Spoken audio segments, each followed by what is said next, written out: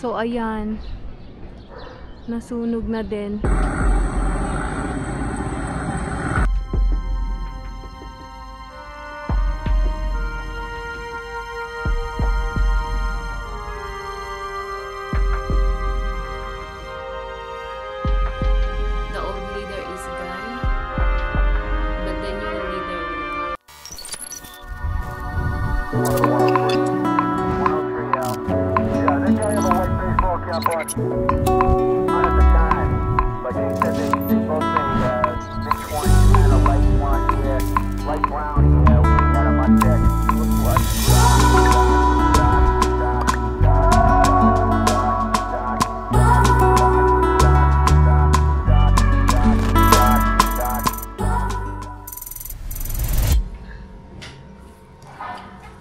Magandang hapon po sa inyong lahat. Kamusta po kayo? Okay naman po kami dito. Okay na okay. Maraming salamat po sa prayers ninyo na kami ay maging safe. Okay po kami. Maraming salamat po.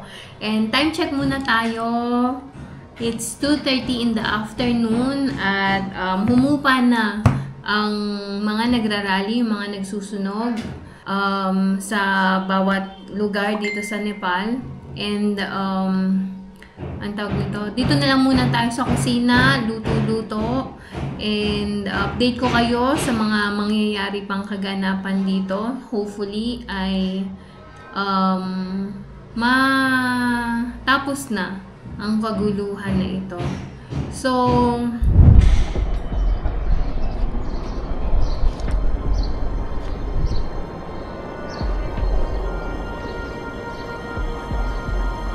the Singadavar is burning there.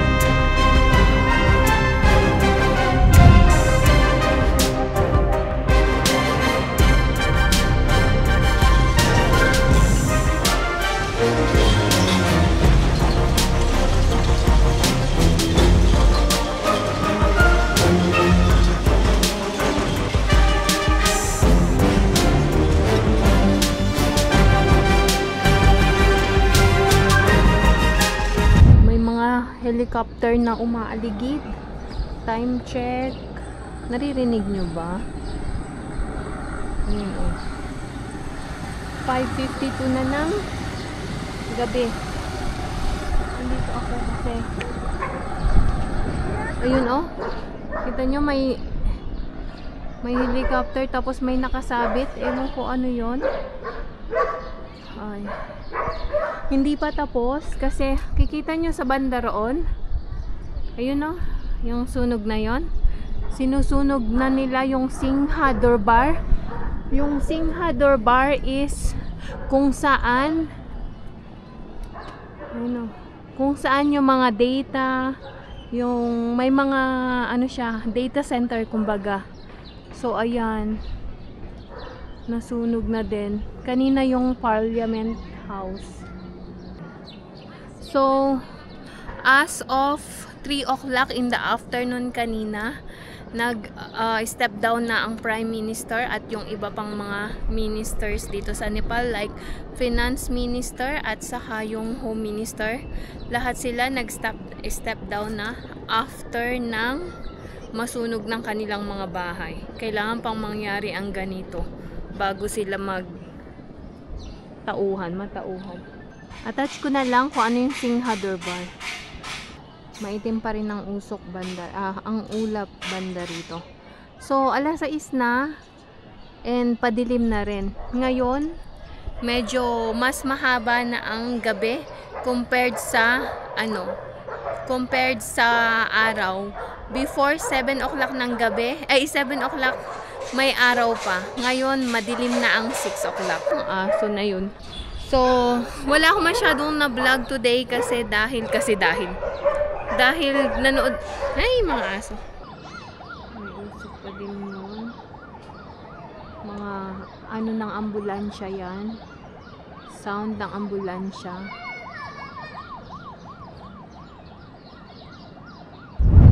Okay, ayan, nagluluto na ako.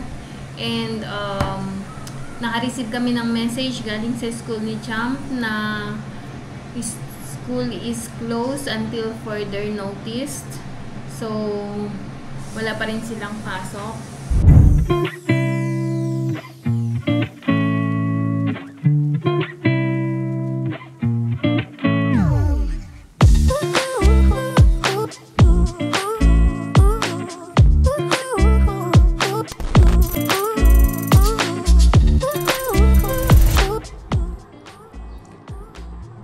Hello, magandang hapon po sa inyong lahat. Kamusta po kayo? Okay naman po kami dito. Nothing to worry. Safe po kami. So, time check muna tayo. It's 4:12 na ng hapon. And tayo ay magkukwentuhan muna. Sit down vlog muna tayo for today. So, habang sitwasyon ay medyo okay na. Bigyan ko muna po kayo ng back story kung paano nagsimula ang pagpoprotesta ng mga Gen Z. So, nagsimula yun sa TikTok na I think sa Pilipinas may mga nepo babies. So, naging viral yung mga nepo babies na living lavish life, kumbaga. And from Philippines, na I believe meron din sa Indonesia and then now dito sa Nepal. So here sa Nepal, ang tawag nila ay Nepo Kids. So naging viral yung mga Nepo Kids or yung mga anak ng politicians na namumuhay ng marangya while ang daming taong naghihirap, ang daming kabataan or ang daming tao na walang trabaho, ang daming kabataan na umaalis ng bansa para magtrabaho, pero pagbalik, may ilan ay bumabalik ng nasa box na. Kumbaga, wala ng buhay. So, while ang mga ang mga anak ng politicians na to ay nagpapakasasa sa buwis ng bayan. So, dito nagsimula kumbaga ito yung fuel sa mga kabataan para mag-alsa. And then, ayun nga, doon sila sa TikTok ng babash, sa TikTok, Facebook sila kumbaga nag-i-spread ng mga lavish lifestyles ng mga anak ng politician.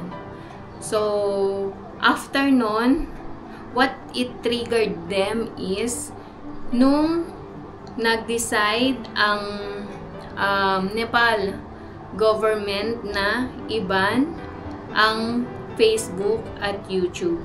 Alam nyo bakit? Bigyan ko kayo ng isang example sa dami-dami ng example. Kasi kung isa or dalawang boses lang ang sisigaw, hindi sila maririnig.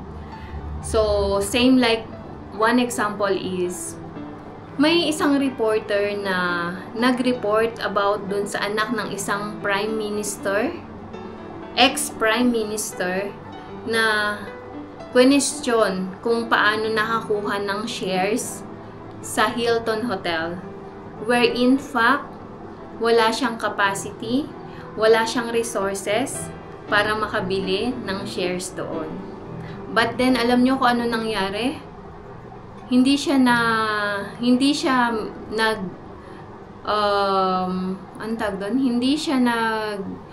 nabigyan ng pansin yung news na yon dahil napa-take down na nila ng mga politician na to, ng corrupt na politician na to. So, isa yun sa example, kaya napag-desisyon na nila na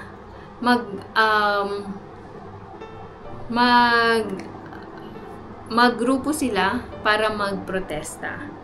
And what triggers them is, nung binan nga ng Nepal government yung Facebook, YouTube, at yung iba pang mga websites. So, doon na sila umalsa. Doon na sila napuno. Doon na sila nagsabi na hindi pwede to. Ganon. So, kaya, alam nyo, nung September 8, plano nila na magprotesta ng tahimik lang.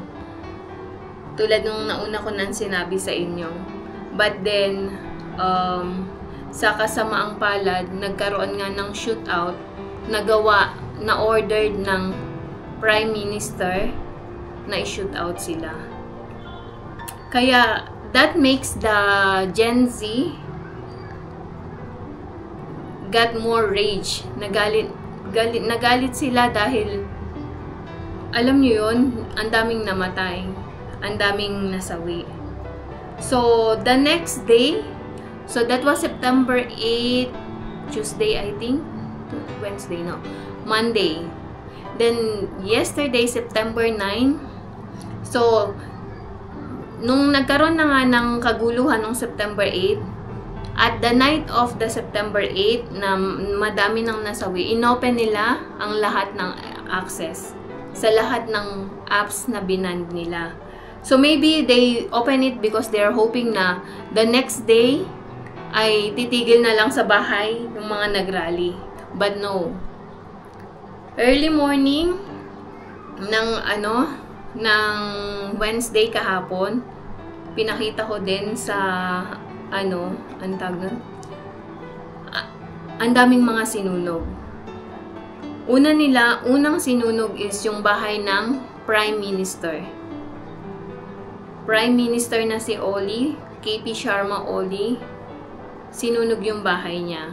And the rest, following na lahat, the rest ng mga other ministers, as early as 12 o'clock, I think, or, yeah, 12 o'clock in the afternoon, hindi ako sure, nag-announce na mag-i-step down na si Oli. But then, ex-Prime Minister Oli, sinabi niya sa mga other ministers na siya lang ang mag-i-step down and matira sila dito. Hindi ko alam kung saan pumunta si Oli currently. We don't have news yet. And sinabihan niya ang kanyang mga kaalyado na mag-i-step down siya, pero sila hindi. So, lalo nagalit yung mga yung mga kabataan. So, ang ginawa nila, lahat ng bahay ng mga prime ministers, lahat ng bahay ng mga ministers, alam nyo, makikita nyo sa video, i-attach ko na lang din yung mga link, yung mga videos. Yung ex-prime minister na matanda na, alam nyo, bugbog sarado siya, kahit yung asawa niya. Ito yung sinasabi ko sa inyong ex-prime minister na matanda na yung anak ay shareholder sa Hilton Hotel. Na paano nangyari dahil wala siyang resources. So, that means, alam nyo na kung saan galing yung fund.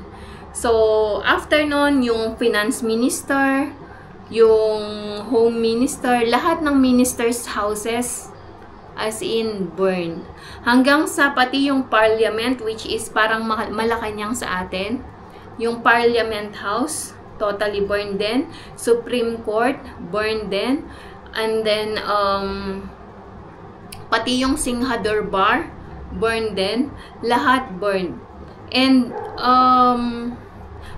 bakit nila binuburn to? Kasi dahil nagalit sila sa nangyari nung Tuesday na may namatay. And then after that, kasi yung and then after that, kahit yung famous school, na mamahaling school, burn din. Alam nyo kung bakit? Kasi kahapon hanggang gabi, mula umaga hanggang gabi, puro usok ang makikita sa langit. Sobrang itim ng usok. So, lahat ng affiliated, lahat ng associate, mapa-business, mapa-tao, lahat yon Either binugbog nila, either sinunog nila. Yung Hilton Hotel, bakit nila sinunog? As in, completely sunog siya until now. Tinatry nilang yung fire. Kasi, internationally owned siya, pero nag-team up sila sa corrupt officials, kaya sinunog nila. Yung Ullens, I don't know how to pronounce it. Yung Ullens school, ayun ay corrupt officials owned din. So, isa lang to or ilan lang to sa mga examples ng mga sinunog ng mga nagrally kahapon. At may isa pa, ang small mistake nitong Simrik airline siya. Yung helicopter, pati yung owner, sinunog yung helicopter. Alam nyo kung bakit? Ano yung mali niya? Kasi tinulungan niyang tumakas ang mga corrupt politicians. So, anong ginawa ng mga kabataan? Sinunog nila yung bahay ng may-ari ng Simrik Airline. At sa sinunog din nila yung helicopter. Para hindi nila maitakas yung mga politicians. Ayun. Ganun. Lahat ng konektado sa mga politicians na to, lahat sinunog nila. Wala silang tinira. Ganun kagalit ang mga tao. And at night, alam nyo sa nung paggabi na, ang ini-start naman nila is yung mga police station. Dito sa sa Maharajganj, may Batbatini doon, tapos may police station. Nadadaanan namin yon, papunta kami ng church. Sunog ang police station doon at sad to say, nasawi din yung yung DSP ang tawag doon, yung Deputy Superintendent of Police, DSP, yung pinakamataas. Nabugbog din siya ng mga tao. Alam nyo kung bakit? Kasi una siyang nagpaputok mula doon sa taas ng nila. So, ang ginawa ng mga kabataan, sinunog nila yung mga pulis.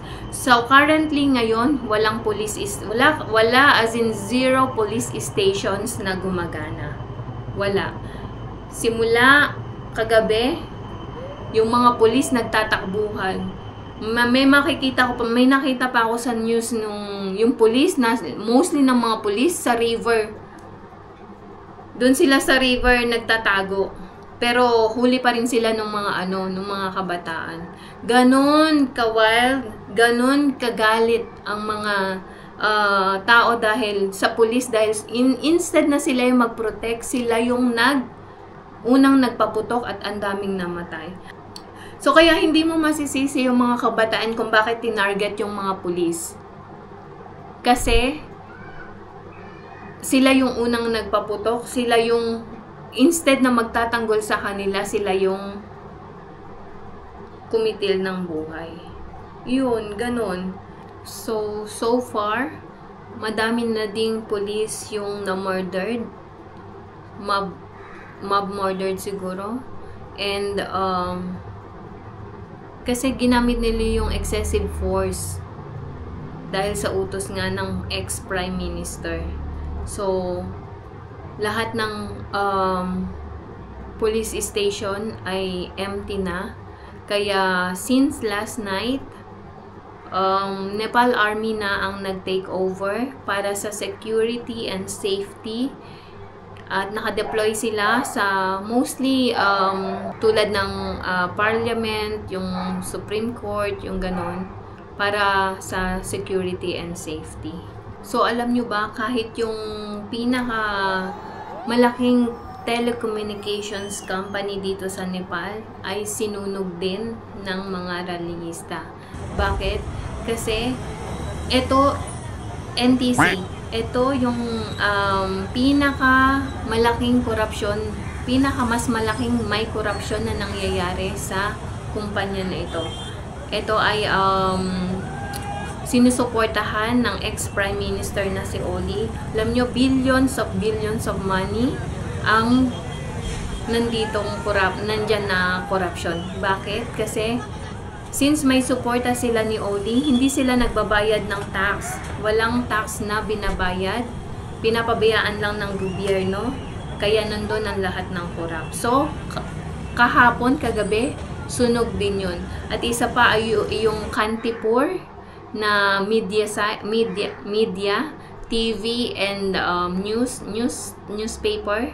Yung Kantipur, sinunog din yun. Kaya alam nyo sa TV, pag inopen yung TV na Kantipur channel, wala silang signal. Kasi totally burned from down to up. Parang Hilton lang din siya. So yung mga binanggit ko na mga sinunog ng mga rallyista ay few examples lang. Ang dami-dami nilang sinunog dahil iyon ay associated or part owner, shareholder ang mga corrupt na politician na ito.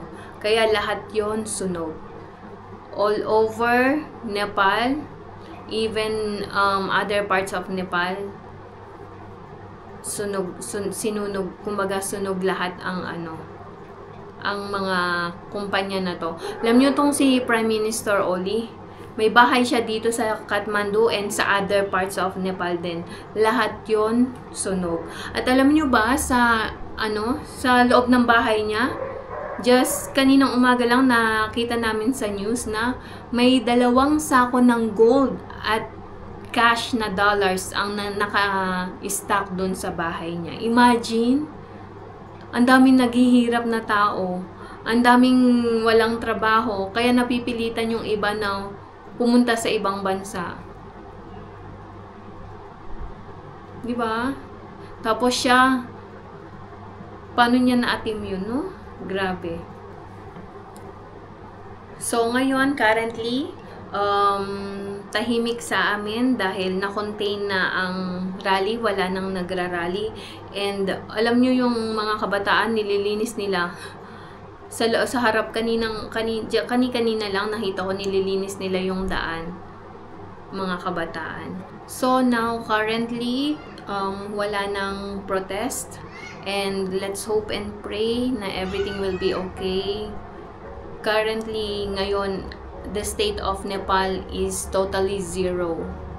Walang parliament, walang ministers, at walang mga police stations dahil na-burn lahat.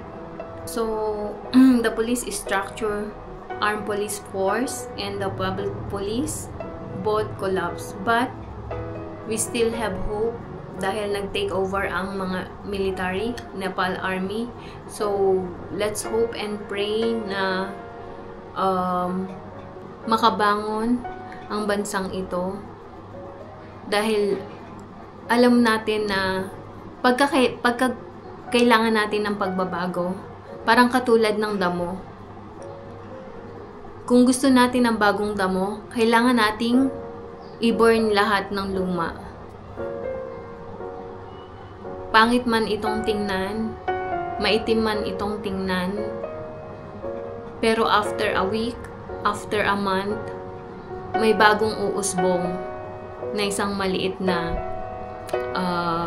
twigs, kung tawagin. Binhi, ganon.